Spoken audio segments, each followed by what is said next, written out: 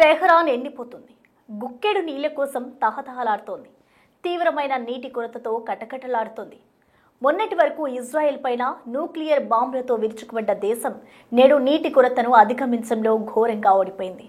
December నాటికి నగరాలను ఖాళీ చేయాలని ప్రభుత్వం హెచ్చరిస్తోంది. అసలు టెహ్రాన్కు ఈ పరిస్థితి రావడానికి గల కారణమేంటి? ప్రభుత్వాలు ఏం చేస్తున్నాయి? ఆధునిక యుగంలోనూ టెహ్రాన్ నీళ్ల కోసం ఇబ్బంది పడడం ఏంటి? ఇలాంటి ఆసక్తికరమైన విషయాలు ఈ స్టోరీలో తెలుసుకుందాం. ఇరాన్ రాజధానిగా ఉంది టెహ్రాన్. ఇది పురాతనమైన నగరాల్లో ఒకటి. ఇక్కడ సుమారు 10 మిలియన్ల మంది జనాభా నివసిస్తున్నారు. ఈ ప్రాంత వాసులకు ఒకే ఒక ప్రధానమైన నీటి వనరు అమీర్ కబీర్ రిజర్వాయర్. ఈ రిజర్వాయర్ ద్వారానే నగరం మొత్తం నీటి సరఫరా అవుతుంది. అయితే గత సంవత్సరం వాతావరణ పరిస్థితుల కారణంగా వర్షాలు సరిగా కురవలేదు. దీంతో రిజర్వాయర్ నీటి నిల్వలు అడుగంటిపోయాయి. దీంతో నగరవాసులకు ట్యాప్ ద్వారా నీరందే పరిస్థితి లేదు. బిందె నీళ్లు కావాలంటే చెలిమిల చుట్టూ 10 కిలోమీటర్లు నడవాల్సిన పరిస్థితి ఏర్పడింది. సో ఇలా తీవ్రమైన నీటి సమస్యతో పోరాడుతోంది టెహ్రాన్. ప్రజల దాహార్తిని తీర్చేందుకు వాటర్ రేషన్ను ప్రారంభించింది ప్రభుత్వం. అది కూడా నీటి నిల్వలు ఉన్నంత వరకు మాత్రమే ఇవ్వగలమని తేల్చి చెబుతోంది. జలవనరులు అడుగంటిపోతే టెహ్రాన్ నగరాన్ని వీడడమే తమ ముందున్న ఏకైక మార్గం.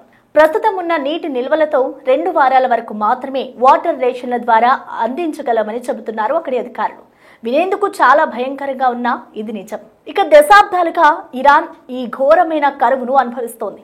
దీనికి కారణం వాతావరణ మార్పులే అని తెలుస్తోంది. వేడిగాలుల తీవ్రత అధికంగా ఉండడం, యుద్ధ పరిస్థితుల దృష్ట్యా వర్షాలు కురవడం లేదని అంటున్నారు అక్కడి భూగర్భ జల నిపుణులు. మనకు ఏప్రిల్ మే నెలలో ఉన్నదానికంటే అధిక ఉష్ణోగ్రత నవంబర్ డిసెంబర్ నుంచే ప్రారంభమవుతుంది. డిసెంబర్ నాటికి 50 డిగ్రీల ఉష్ణోగ్రత దాటే అవకాశం ఉంటుందని అంచనా వేస్తున్నారు అక్కడి శాస్త్రవేత్తలు. టెహ్రాన్ పూర్తిగా వర్షాలపై ఆధారపడి జీవించే ప్రాంతం. ఇక్కడ వ్యవసాయానికి 90% నీటిని వినియోగించనున్నట్లు తెలుస్తోంది. ఇక్కడ గోధుమలు, వరి లాంటి అధిక నీటి ఆధార పంటలను పండిస్తున్నారు. దీంతో తాగే నీటిని వ్యవసాయానికి ఖర్చు చేస్తున్నారు అక్కడి రైతులు.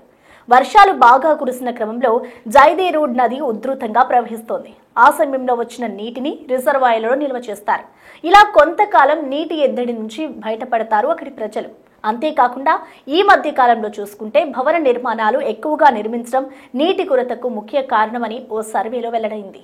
ఇక ఇంతటి కరువులు ఉన్నప్పటికీ ప్రభుత్వాలు సమస్య పరిష్కారం దిశగా అడుగులు కూడా వేయడం లేదు. పైగా పొరుగు దేశాలైన ఆఫ్ఘనిస్తాన్, తజికిస్తాన్, ఉజ్బెకిస్తాన్ నుంచి నీటిని కోరుతోంది.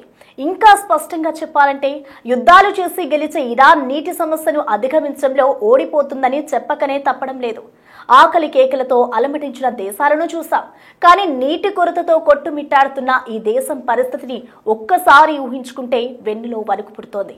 ఈ సమస్యపై వెంటనే చర్యలు తీసుకోవాలని నిపుణులు ప్రభుత్వాలను హెచ్చరిస్తున్నప్పటికీ అటుగా ఆలోచన కూడా చేయడం లేదు పాలకులు. సేవ్ వాటర్ క్యాంపెయిన్ ను చేపట్టి ఉన్న నీటిని ఎలా వాడుకోవాలో సూచనలు ఇస్తున్నారు. డిసెంబర్ నాటికి వర్షాలు కురవకపోతే చాలా గడ్డు పరిస్థితులు ఎదుర్కోవాల్సి వస్తుందని చెప్తున్నారు నిపుణులు.